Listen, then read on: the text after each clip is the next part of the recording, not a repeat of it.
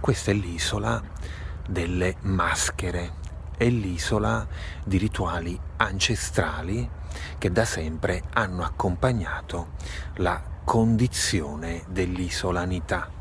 È l'isola dove il rituale è qualcosa che esiste e resiste nei millenni. È l'isola dove il rituale folclorico e folcloristico diventa anche remix e contemporaneità.